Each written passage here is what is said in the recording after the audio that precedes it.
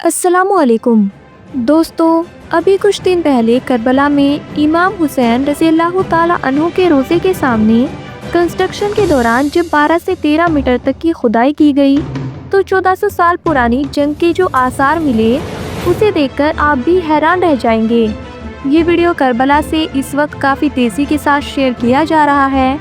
अभी कुछ दिन पहले इमाम हुसैन रज़ियल्लाहु ताला अन्हु के रोज़े के सामने तामीर का काम चल रहा था, जिसके लिए करबला की सरजमीन पर जब बुलडोज़र से खुदाई की गई और खुदाई करते करते जब ये बुलडोज़र 12 मीटर गहराई में पहुंचा तो वहाँ करबला की उस 1400 साल पुरानी जंग के निशान सामने आने लगे, जिसमें टूटी हुई तलवारों के नेज़े और क्या क्या मिला। सबसे पहले आप ये पूरा वीडियो देखिए, फिर आगे आपको पूरी सच्चाई बताएंगे। अच्छा जी, ये वो जगह है जहाँ से कुंद खंजर, टूटी हुई तलवारें, नेज़े टूटे हुए मिले। इसी मकाम से मौला इमाम हुसैन अलैहिस्सलाम की हरम की कुछ वीडियोस काफ़ी दिन से सोशल मीडिया पे वायरल हैं। बाब किबला इमाम हुसैन अलैहिस्सलाम 12 अक्टूबर 2025 का दिन है। यही वो जगह है जहाँ पे सहन इमाम हसन मुस्तफा अलैहिस्सलाम बनाया जा रहा है। कंस्ट्रक्शन का काम हो रहा था कुछ दिन पहले। इसी ज़मीन अर्द नैनवा से कुछ टूटी हुई तलवारें, कुंद खंजर 1400 साल पुराने मिले हैं। वो पत्थर मिले हैं जिससे खून इमाम हुसैन अलैहिस्सलाम था, जिसको हरम के ऑफिशियल्स अपनी कस्टडी में लेके यहाँ से चले गए। यही वो करबला है जहाँ दुनिया भर से ज़ायरीन आते हैं इमाम हुसैन अलैहिस्सलाम की ज़ियारत करने के लिए। आज भी ये करबला की ज़मीन गवाही दे रही है कि जो जुल्म हुआ था करबला में 1400 साल पहले, आज भी वो वाक़ई करबला जिंदा है हर एक दिलों में। यही करबला है। या वाक़ई दोस्तों, इस पूरी वीडियो को आपने देखा जो कि करबला का बताया जा रहा है। इस वक्त पूरे सोशल मीडिया पर तेज़ी के साथ वायरल है। इमाम हुसैन रज़ियल्लाहु ताला अन्हु के रोज़े के सामने जब खुदाई का काम चल रहा था कंस्ट्रक्शन के लिए तो वहाँ ये निशानात देखने को मिले, जैसा कि इस वीडियो में दावा किया जा रहा है, जिसमें टूटी हुई तलवारों के टुकड़े, नेज़ों के टुकड़े, जिनको तकरीबन 1400 साल पुराना बताया जा रहा है। यानी इस वीडियो के मुताबिक ये निशानात उसी वक्त के हैं जब करबला की जंग लड़ी गई थी, जहां इमाम हुसैन रज़ियल्लाहु ताला अन्हु और आपके 72 जानशीनों को बेदर्दी से शहीद कर दिया गया था। उस वक्त जंग के दौरान जिन तलवारों और नेज़ों का इस्तेमाल हुआ था शायद उसी के टुकड़े हो सकते हैं। बाकी सच्चाई अल्लाह बेहतर जानता है, लेकिन इस बात से इनकार नहीं किया जा सकता है कि ये वही करबला का मैदान है, ये वही मुकाम है कि जिसकी मिट्टी आज भी इमाम हुसैन रज़ियल्लाहु ताला अन्हु की शहादत की गवाही दे रही है। हो सकता है ये वही जंग के निशान हो, क्योंकि अक्सर जब किसी पुरानी जगह पर खुदाई की जाती है वो भी ऐसी जगह पर जहाँ कभी जंग लड़ी गई हो, वहाँ से ऐसी चीज़ें मिलती रहती हैं। इमाम हुसैन रज़ियल्लाहु ताला अन्हु के ऊपर जो तीर बरसाए गए थे, आले रसूल के ऊपर जो उनके खेमों के ऊपर तीरों से हमले किए गए थे, जो नेज़े चलाए गए थे, हो सकता है ये उसी के आसार हों जो आज भी ये चीख चीख कर गवाही दे रहे हैं कि किस तरह आले रसूल को करबला के मैदान में शहीद किया गया था। लेकिन दोस्तों, ये बात सोचने वाली है कि अगर वाकई ये निशान 1400 साल पुराने हैं तो ये सिर्फ लोहे और पत्थर के टुकड़े नहीं हैं, बल्कि करबला की गवाही देने वाले खामोश गवाह हैं। हर टूटी तलवार, हर कुंद खंजर, हर नेज़े का टुकड़ा हमें याद दिलाता है कि हक और बातिल की जंग में हक हमेशा जिंदा रहता है।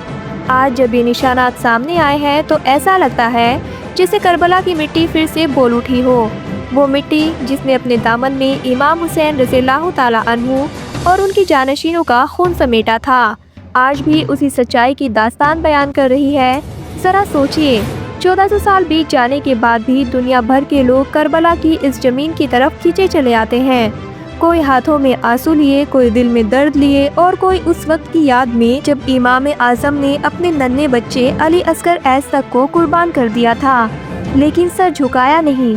करबला का ये वाक़या सिर्फ एक जंग नहीं थी, ये एक पैगाम था कि जब भी जुल्म बढ़ जाए तो हुसैनियत खड़ी हो जाती है। और आज भी जब कोई जुल्म के खिलाफ आवाज़ उठाता है तो उस आवाज़ में करबला की पुकार सुनाई देती है।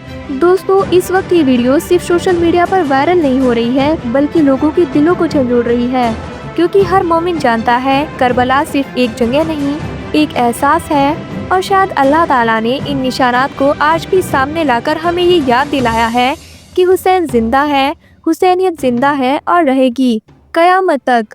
तो बताइए दोस्तों, क्या आप भी मानते हैं कि ये निशान करबला की उसी जंग के हैं? क्या ये इत्तफाक है या फिर एक इशारा कि करबला आज भी जिंदा है? तो दोस्तों, क्या हजरत इमाम हुसैन रज़ी अल्लाह ताला अन्हु को शहीद करवाने वाले यजीद इब्ने मुआविया वाकई हमेशा के लिए मिट गया? क्या उसकी नस्ल भी इसी के साथ दफन हो गई, या फिर उसकी औलादें आज भी इस दुनिया के किसी कोने में सांस ले रही है? और अगर आज भी मौजूद है तो आखिर किस सरजमीन पर, किस शक्ल में? और सबसे बड़ा सवाल, क्या उसी नस्ल से एक दिन वो सूफियानी पैदा होगा जो आखिरी दौर में हजरत इमाम मेहदी अलैहिस्सलाम के खिलाफ तलवार उठाएगा? इन सवालों के जवाब तक पहुंचने के लिए हमें वक्त की गर्द को चीर कर लौटना होगा पीछे, बहुत पीछे, करीब 1500 साल पहले। साल था 430 ईस्वी। सरजमीन आज का सऊदी अरेबिया और उसमें भी हिजाज का इलाका। यही पैदा होता है एक शख्स जिसका नाम रखा जाता है अब्दे मुनाफ। यही वो नाम है जो आगे चलकर अरब की सरजमीन पर सबसे नामवर कबीले कुरैश का सरदार बनता है। अब्दे मुनाफ के घर कई बेटे पैदा होते हैं, मगर 2 बेटे ऐसे होते हैं जो आने वाले जमाने की तकदीर बन जाते हैं। पहला हाशिम, दूसरा अब्दे शम्स।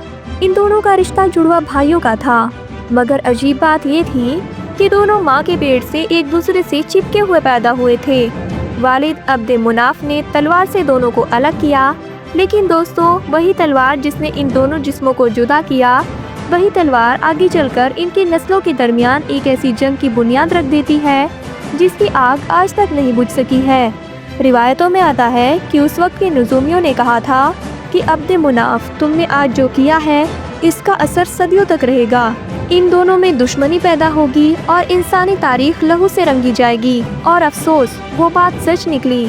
इन दोनों भाइयों की दुश्मनी ऐसी थी कि जिसने सिर्फ इनके खानदानों को ही नहीं बल्कि आधी दुनिया को 2 हिस्सों में बांट दिया।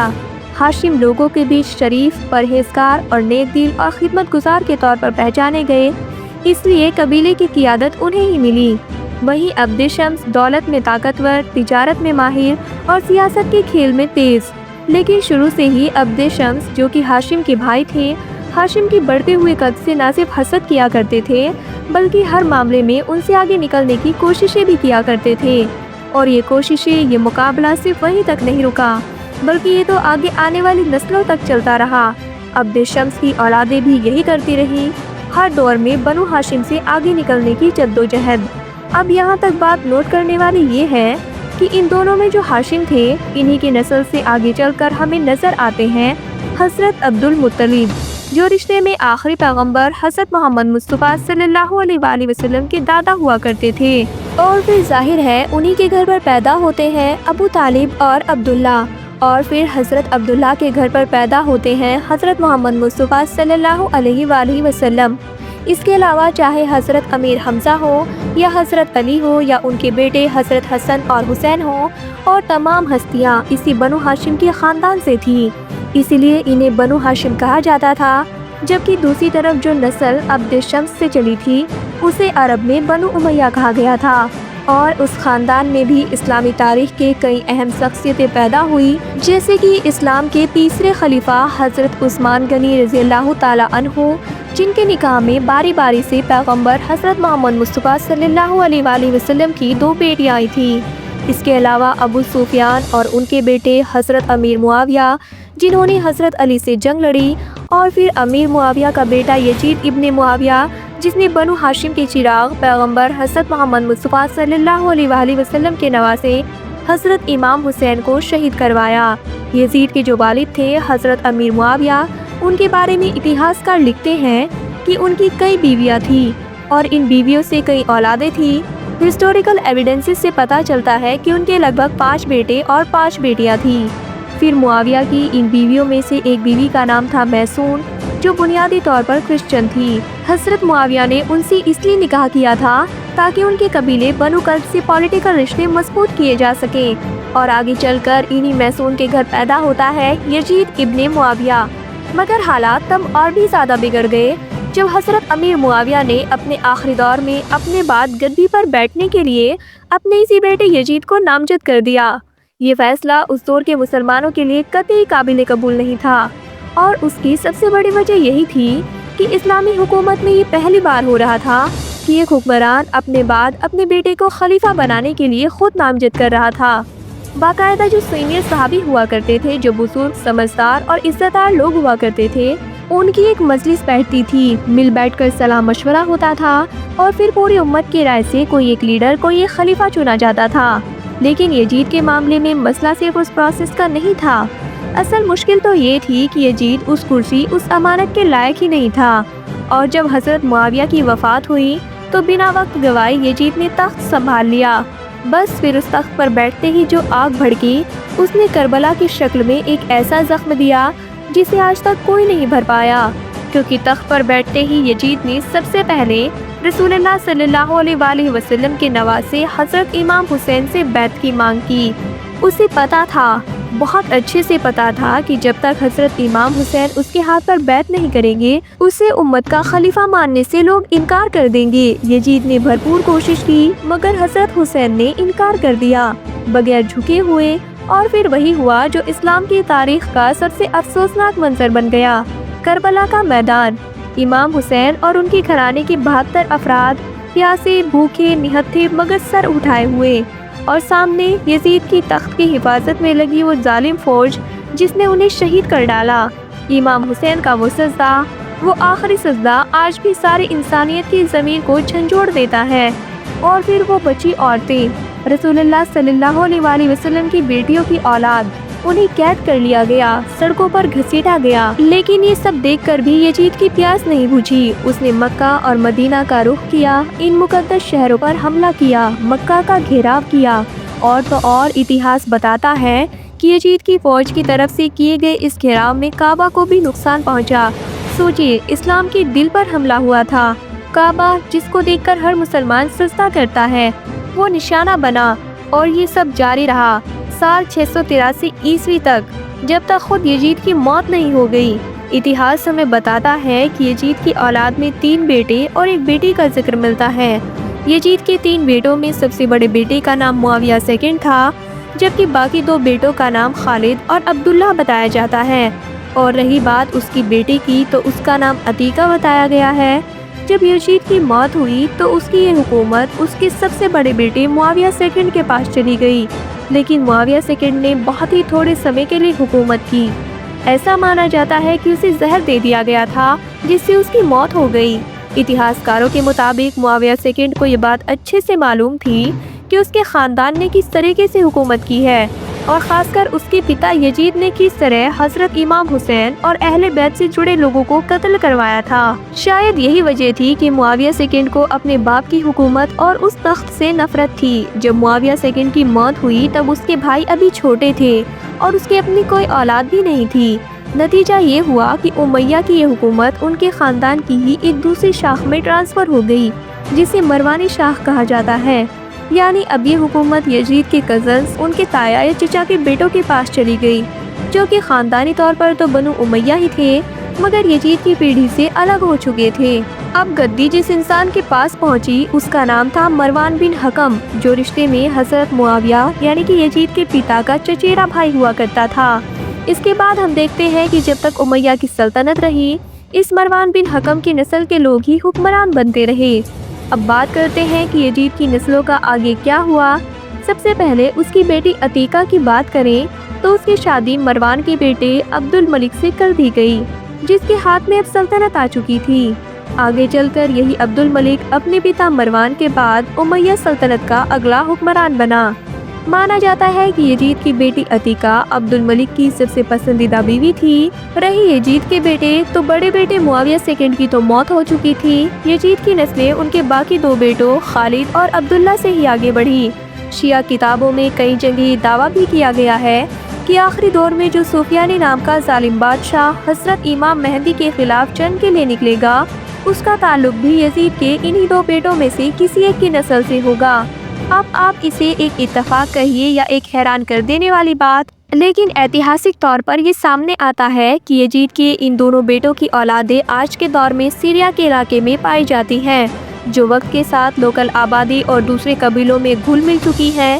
اب اگر بات کریں امیہ خاندان کی اس دوسری شاخ کی، مطلب مروانی لائن کی، جس میں یزید کے بیٹے کی موت کے بعد حکومت چلی گئی تھی اور جن لوگوں نے لمبے وقت تک سلطنت کی تھی، तो उनके वंशज आज दुनिया के कई इलाकों में पाए जाते हैं। उसकी वजह ये थी कि 1750 ईस्वी में अब्बासी खलीफाओं के क़ियादत में मुस्लिम दुनिया में एक क्रांति हुई, जिसमें बनु उमैया की हुकूमत को पूरी तरह से उखाड़ फेंका गया था। अब्बासियों ने सत्ता पर कब्जा करने के बाद बनु उमैया से बदला लेना शुरू किया और उनके शहजादों को चुन चुन कर कत्ल किया जाने लगा, चाहे वो यजीद की लाइन में हो या फिर मरवान बिन हकम की। लेकिन ऐसे हालात में भी कुछ शहजादे और उमैया से जुड़े हुए लोग छुपते छुपाते किसी न किसी तरह से वहां से निकलने में कामयाब रहे और दुनिया के अलग अलग इलाकों में जाकर बस गए। मिसाल के तौर पर आज के दौर में सूडान में कुछ ऐसे कबीले हैं जो ये दावा करते हैं कि वो सल्तनत बनु उमैया के आखिरी हुक्मरान मरवान सेकंड की औलादों में से हैं। इसी तरह मरवान सेकंड के पोते की कुछ नस्लें आज भी स्पेन में पाई जाती हैं और साउथ इंडिया के तमिलनाडु इलाके में जो कोना फैमिली है, उनका भी यही दावा है कि वो उमैया के आखिरी हुक्मरान मरवान सेकंड की औलादे हैं। उनके मुताबिक जब अब्बासियों ने कब्जा किया तो उनके पूर्वज जान बचाकर साउथ इंडिया पहुँचे और वहीं पर आकर बस गए। तो दोस्तों, आज के हमारे इस वीडियो में बस इतना ही। आपको हमारी आज की वीडियो कैसी लगी, आप हमें कमेंट सेक्शन में कमेंट करके ज़रूर बताइएगा। वीडियो अगर अच्छी लगी हो, पसंद आई हो तो इसे लाइक करने के साथ साथ शेयर ज़रूर करिएगा और ऐसी और भी इंटरेस्टिंग और इन्फॉर्मेटिव वीडियोस देखने के लिए हमारे चैनल को सब्सक्राइब करना ना भूलिएगा। हम फिर से हाजिर होंगे एक नई वीडियो के साथ, तब तक के लिए अल्लाह हाफिज़।